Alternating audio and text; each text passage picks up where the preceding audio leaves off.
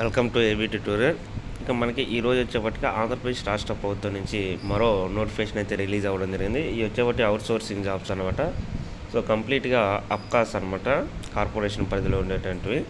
So వీటికి salaries కూడా maximum 15,000 ఎబోవ్గా ఉన్నాయన్నమాట.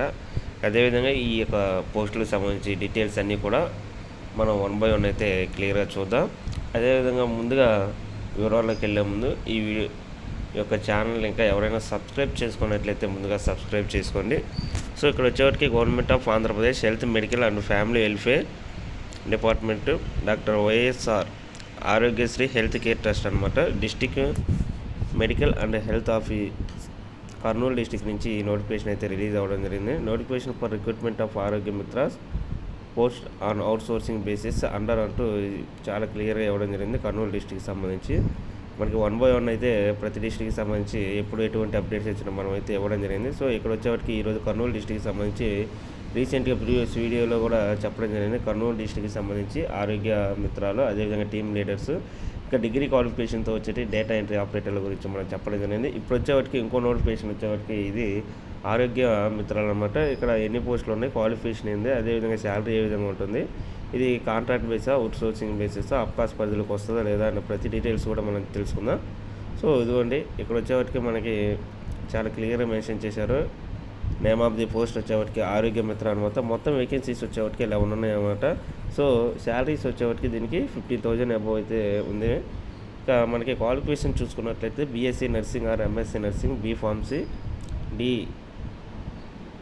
BSc medical lab technology with good academic record అంటూ కూడా చాలా క్లియర్గా ఇవ్వడం జరిగింది. అదేవిధంగా స్కిల్స్ అయితే అడగడం జరిగింది. అంటే మనం లోకల్ లాంగ్వేజ్, ఇంగ్లీష్ లాంగ్వేజ్ మీద చాలా ఫ్లూయెంట్గా మాట్లాడగలిగే కెపాసిటీ ఉండాలంటూ కూడా ఇక్కడ ఇవ్వడం జరిగింది. అదేవిధంగా కంప్యూటర్ నాలెడ్జ్కి సంబంధించి ఎంఎస్ ఆఫీస్ స్కిల్స్ అయితే ఖచ్చితంగా కలిగి ఉండాలంటూ కూడా ఇవ్వడం జరిగింది అనమాట.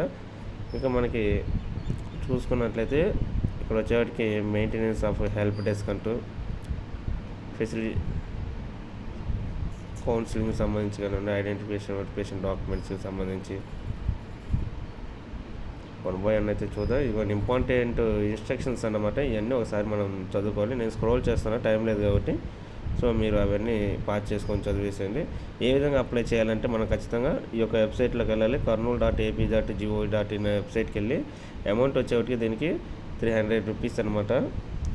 సో మనం towards application to demand draft అనమాట. డీడీ తీయాలి. District medical and health office Kurnool district from any of the nationalised banks అంటూ కూడా ఏ జాతీయ బ్యాంక్ నుంచి అయినా డీడీ తీసేయచ్చు అనమాట. చాలా క్లియర్గా మెన్షన్ చేశారు.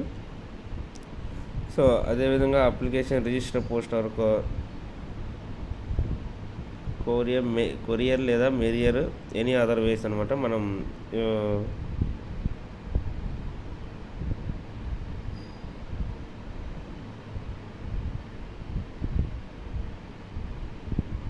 అంటే షార్ట్ టైంలో పంపించాలి. షార్ట్ టైంలో పంపించకపోతే రిజెక్ట్ చేస్తారంటూ ఇది చాలా క్లియర్గా ఇవ్వడం జరిగింది అనమాట.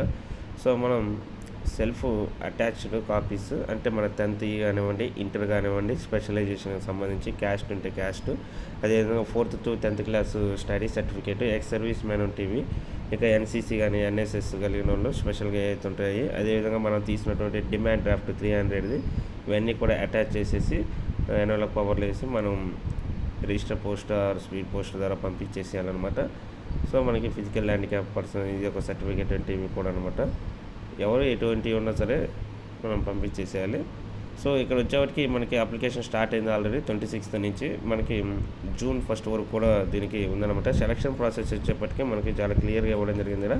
65% మార్క్స్ అనేవి provisional display merit with 65% aggregating on the total merit అనమాట. మనకి వచ్చినటువంటి స్కోర్లో 65% ఇస్తారు. అదేవిధంగా 50 మార్క్స్ వచ్చేప్పటికి బేసిక్ స్కిల్స్ అనమాట, కంప్యూటర్ నాలెడ్జ్కి సంబంధించి. అదేవిధంగా మనకి 20 మార్క్స్ ఇంటర్వ్యూ ఆధారంగా ఏదంటూ కంప్లీట్గా మెన్షన్ చేయడం జరిగింది. ఇంకా రూల్ 22 గురించి కూడా ఏపీ స్టేట్కి సంబంధించి సబార్డినేట్ సర్వీసెస్ గురించి ఇక్కడ మెన్షన్ చేయడం జరిగింది. ఇంకా రిక్రూట్మెంట్ షెడ్యూల్ చూసినట్లయితే మనకి 26 నుంచి స్టార్ట్ అయింది, June 1st వరకు కూడా ఉందన్నమాట.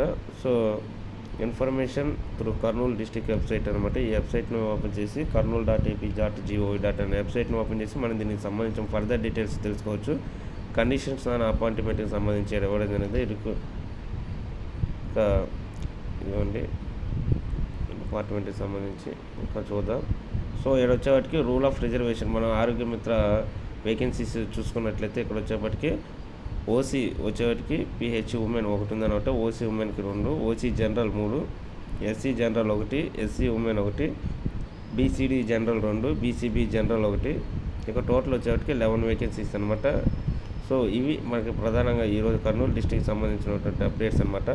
సో ఇలాంటి మరిన్ని అప్డేట్స్ మీరు పొందాలంటే మన ఛానల్ సబ్స్క్రైబ్ చేయండి. మనం 1 by 1 అయితే ప్రతి డిస్టిక్కి సంబంధించి అప్డేట్స్ అయితే ఇవ్వడం జరిగింది. సో రేపు వచ్చేవాటికి ఇంకో డిస్టిక్కి సంబంధించి ఏ నోటిఫికేషన్ రిలీజ్ అయినా సరే అందరికంటే ముందుగా మనం చాలా క్లియర్గా డేటా అనేది ఇవ్వడం జరుగుతుంది అనమాట. సో మీకు ఎటువంటి డౌట్స్ ఉన్నా సరే కామెంట్ బాక్స్లో కింద మెసేజ్ ఇచ్చి పెట్టండి, రిప్లై అయితే ఇవ్వబడుతుంది. Thank you.